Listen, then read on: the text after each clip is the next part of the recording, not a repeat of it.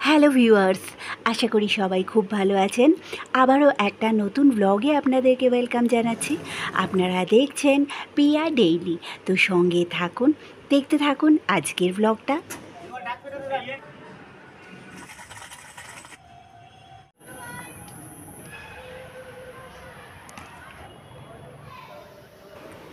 পুজোর পরেই দিওয়ালি আসছে, এটা ভেবে মন খারাপটা কিন্তু একটু কেটে যায়।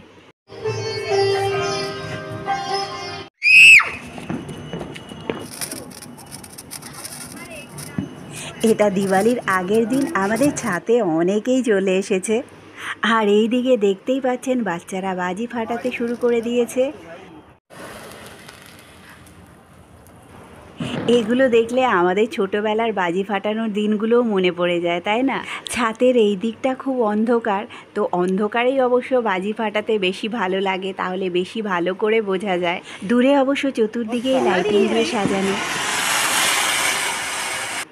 এখনকার তুবড়িগুলো জ্বালানোর সঙ্গে সঙ্গেই যেন শেষ হয়ে যায়।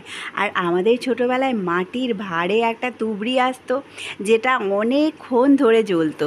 আর বাজির মধ্যে তুবড়িটাই আমার যেন সব থেকে দেখতে বেশি ভালো লাগে। আর এই দিকটা কি সুন্দর লাগছে দেখুন, চতুর্দিকে আজকে আলোয় আলোয় সাজানো। আর পরের দিন সন্ধেবেলায় আজকে আমাদের মণ্ডপে ঠাকুর চলে এসেছে। এ বাবা, কোথায় চলে যাচ্ছে রে? ওই সব জায়গায় দিতে নেই, দেখ ওইখানে গিয়ে ঠেকা লেগে পড়ে যাবে। ওই দেখ ঠেকা লেগে পড়ে যাচ্ছে।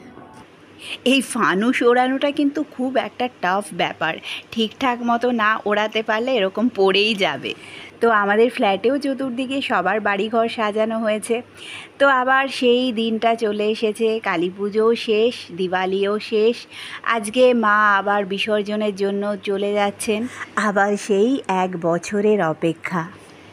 যাই হোক, এই অপেক্ষাটা আছে বলেই যেন পুজো, কালী পুজোর এত আনন্দ। দিওয়ালির পরে আজকে অনেকেই তুলসীর পুজো করে, যেটা অবাঙালিদের মধ্যে তুলসী বিবাহ নামে পরিচিত।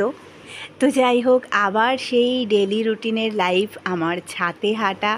বেলাটা এখন অনেকটা ছোট হয়ে গেছে, 5টা 15 20 পর থেকেই যেন মনে হয় সন্ধে হয়ে গেছে। গরমকালে তো 6টার আগে ছাদে ওঠাই যায় না। যাই হোক, বাঙালির 12 মাসে 13 পার্বণের মধ্যে এরপরে আছে আবার জগদ্ধাত্রী পুজো। কিছু কিছু জায়গায় আবার জগদ্ধাত্রী পুজোও খুব ধুমধাম করে হয়। তাই আর মন খারাপ করে কোনো লাভ নেই, পুজো চলছে, চলবে। তো বন্ধুরা, আজকের ব্লগটা এই পর্যন্তই। আমার ব্লগগুলো কেমন লাগছে কমেন্ট সেকশানে কিন্তু অবশ্যই জানাতে হবে। ভালো লাগলে একটা লাইক করে দেবেন আর বন্ধুদের সাথে শেয়ার করে দেবেন।